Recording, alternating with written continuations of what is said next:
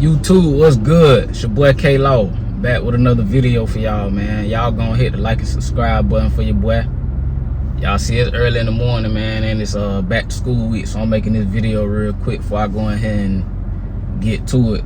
Got two people coming in a minute, and then I'm just booked the whole day pretty much. So look, I think I'm like a year in at my bid, right? So I'm at Gainesville, CI in Gainesville, Florida. So I'm like a year in. By this time I'm in the I'm already working in the laundry. Like soon as I got there, they put me in the laundry, but I ain't really like understand that I could hustle out the laundry. So I really wasn't going to work at first. I was just going to the yard to work out. You know what I mean? I really wasn't reporting to work. And my sergeant, she really wasn't looking for me because she, you know what I mean? She know how I go. She wasn't never really in there. So, like I say, by this time I'm in the laundry, so I'm hustling good. I got my little routine going, my little workout routine I do every day, eating and all that. You know, just doing my time and not letting the time do me. Just trying to, you know what I mean, better myself every day while I can in the situation that I was in. So. This like I explained to y'all in one of my previous videos, if you got a certain amount of time in Florida prisons, I want to say it's like, I don't know how it is, but this back when I was in prison in 2008 to 2012. But like if you had like 6 years or less, you could transfer. You can have a good transfer to a prison closer to your hometown. So you know what I mean. So you could just imagine. If you go to a certain prison in a certain area, it's gonna be a lot of people from that area. You know what I mean? So like when I was in Gainesville, CI, it was a lot of people from Gainesville. So that's just how it is, cause a lot of people gonna transfer closer to home. Some people just end up at certain prisons. Like that's just how it is. They'll end up at prisons closer to their crib. So like I told y'all, I'm doing my little routine. And this particular morning, I ain't going to work call like soon as breakfast. I usually, when I go to the laundry, depending on when they release our dorm for breakfast chow, like certain dorms, you know, the same dorm don't go to chow first every morning. So it's like different dorms will go there, release different dorms first. So if I was one of the first dorms to be released for chow, since I worked in the laundry, I leave straight from breakfast and go to the laundry and open the laundry. I have one of the sergeants come unlock the laundry, and then I'll be in there pretty much working and, you know what I mean, doing what we do. So, like I say, this particular day, I want to go work out. This is what I want to go do. I'd rather go work out and then go to the laundry. So this is what I was gonna do. I was gonna go to the first yard. When they closed the first yard, I was gonna go to the laundry after that. So. Like I say, I go to chow, go back to my dorm. When you go back to the dorm after everybody eat, they do another count. They lock us down, they do count, and then once count clear, they open the yard, and then you go to the yard. Some people like to play cards, dominoes. Some people work out, some people read, some people box. You know what I mean? Like the yard just like a big politic area. So me, my whole bid, I worked out. So that's like I say, and I'm fresh in, so I'm like how you say it? I'm basically like I'm loving the workout. I'm loving the results I'm getting. You know what I mean? When people came to see me, they see me getting swole. You know what I mean? They see me looking good. So like I say, that's once you know how it is. Just like on the streets, when you start working out, you see the results. You start feeling yourself. You start seeing the results. You start feeling good. People see the difference in you. So it becomes addicting. So they finally clear count. We get ready to go to the yard. Now, I think our dorm at this time had got released last, because by the time we got on the dorm, by the time we got on the yard, like pretty much the whole compound was already on the yard. Because like I say, for child yard, they don't release everybody at the same time. They release certain dorms, so everybody be waiting by the door, and then you'll hear the call come through on the officer walkie-talkie. If he's close to y'all hear the call come in, release certain dorm, and you know what I mean, we'll go out to the yard. This particular morning, I had done went back to sleep after child. So I'm kind of, like I said, I'm just getting y'all a visual, you know what I mean, of what's going on. So I done went back to sleep after we came from child and they did the count. Because once they start counting, you don't really supposed to be on your radio. You don't supposed to be up. Like, you supposed to be on your bunk, quiet till count clear. But of course, some people they got to get up, go to the bathroom. You're supposed to be able to go to the bathroom, but some people just get up and be lollygagging. But like I say, count time, you supposed to be chilling. So like I said, I done went back to sleep after child anyway. So once they wake us up to go to the yard, now I'm waking up, I'm drinking my little coffee, we walking to the yard, and I'm, like I said, I'm still kind of tired.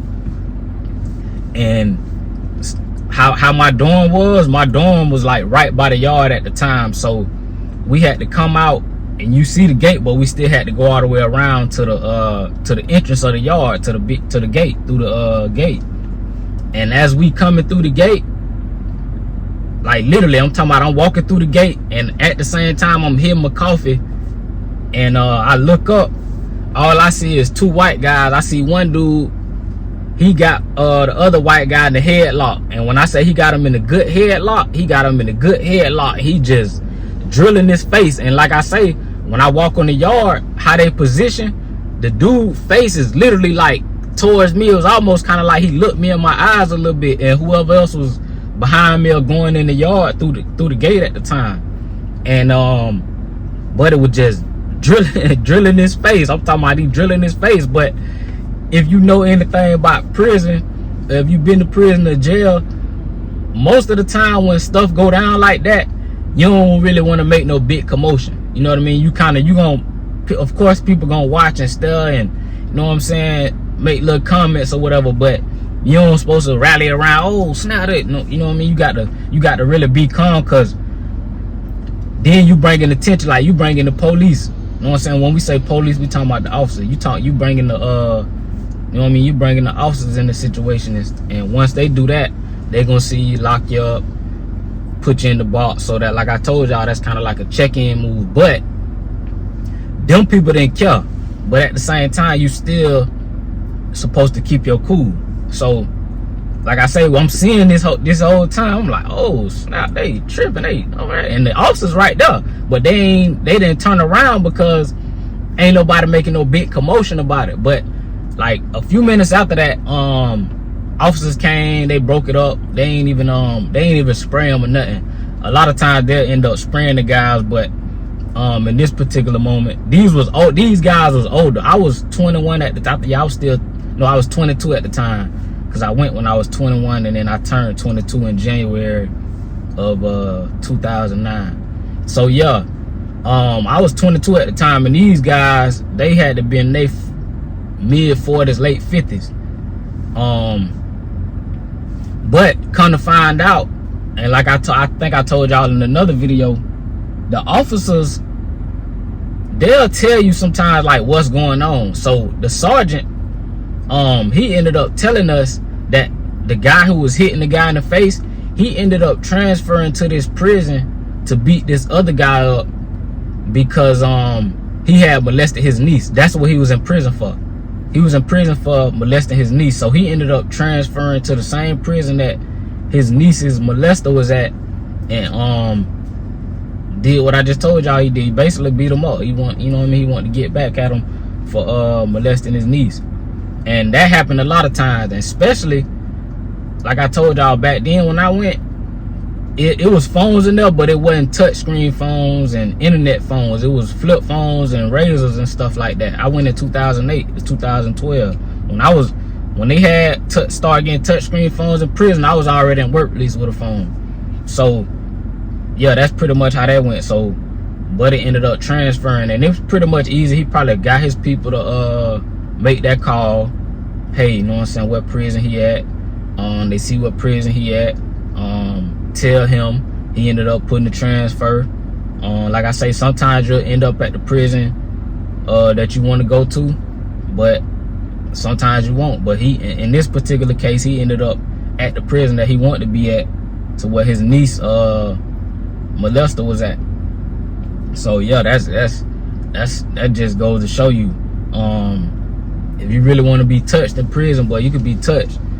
I done had situation. Matter of fact, my cousin, not to even get on another topic, but my cousin ended up doing some time, and supposedly the people that he had ended up doing something to, they ended up getting to him in prison. Yeah, and that was an unfortunate situation. And this was my cousin. This ain't nobody like that I just heard of. This is my, like, we used to fight and all. Supposedly, I don't know, like, that's what the talk of the town was when cuz passed away. They say it was the people he had done got at and got the time for that had done got to him. But I don't know, cuz were good people nevertheless, you know what I'm saying? Like, I love my little cousin D. Yeah, he was a wild one, but cuz were good people, you know what I mean? If he fool with you, he fool with you. But yeah, man, so that's how Buddy ended up at that prison and got to the dude, and the dude, 9 times out of 10, Buddy, who had molested his niece, he ain't even know who the dude was. Like, he ain't even, you know what I mean? Like, you don't know, you know what I mean? Like, you do something to these people, or you do something to people, and then you go to prison, and if they really want to get to you, they can get to you on the outside. They can get to you from the outside on the inside. And then nowadays you got gangs, you know what I'm saying? So you got gangs and stuff in these prisons, so you just got to be careful with what you do, you know what I'm saying? Even if you do out here and you end up going to jail, I ain't telling y'all to go to jail, but you just got to watch what you do. Be good to people, you know what I mean? So everything won't follow you and be bad for you. I think y'all, it's early, so y'all get what I'm saying. Just do good, cause I got people that I've been locked up with that I done seen on the streets. But like I say, I wasn't on no bull, you know what I'm saying, when I was in there. You know what I mean? I wasn't crossing people, so you just got to be careful, man. But yeah, y'all, let me go ahead and get to the money, y'all. I'm fool with y'all. Your boy K Law.